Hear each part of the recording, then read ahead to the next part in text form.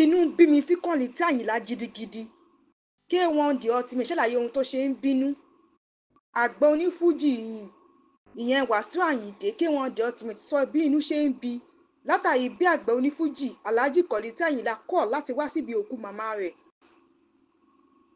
Nínú ìfèròwérò tí K1 The Ultimate ṣe pẹ̀lú Àgbàlẹ̀tù TV ni wọn ò ti sọ̀rọ̀ sábẹ́ ahọ́n tí wọ́n sọ pé àìwá Kollington dàbí ìwà ọ̀dàlẹ̀ pàápàá jùlọ látàrí bí òun ṣe àtìlẹ́yìn fún un nígbà tí ìyá Kollington kú.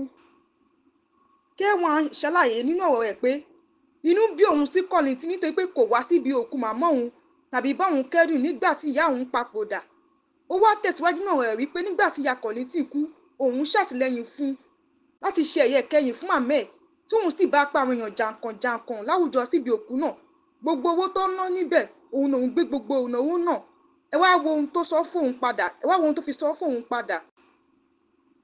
Ó wá fi kọ́ ọ̀rọ̀ ẹ̀ wípé Kollington wà lálàáfíà, ó wà lórílẹ̀‐èdè Nàìjíríà ṣùgbọ́n ó kọ̀ láti yọjú síbi òkú màmá òun.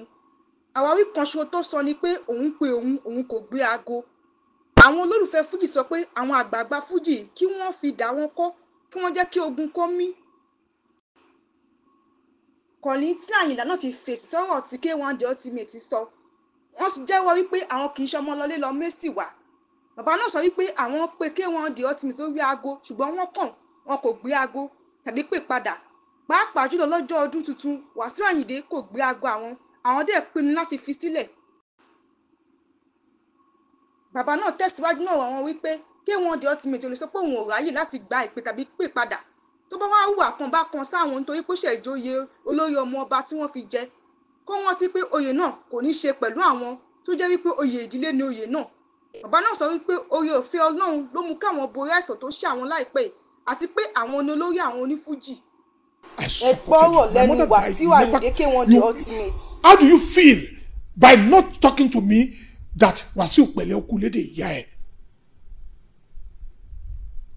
I want to see who is coming to talk to me about that. Pé nǹkan tí mò ń bínú lórí yẹn kò tó bínú lé lórí. And the flimsy excuse you gave is you called me, I didn't pick up phone. You didn't call me to respond to you on the phone when your mother died. You told me practically then, pé Wàsíù bó ṣe dúró ti Síkírù láti ṣòkú yẹ ló ṣe gbọ́dọ̀ dúró ti mi kò ṣòkú yá mi. You demanded for it as a right and I discharged. Why would it be my turn? And you pay me back in that manner and you want me to keep mum not talking? Ibi tọ́rọ̀ náà máa já sí làwọn èèyàn kò mọ̀ báyìí o.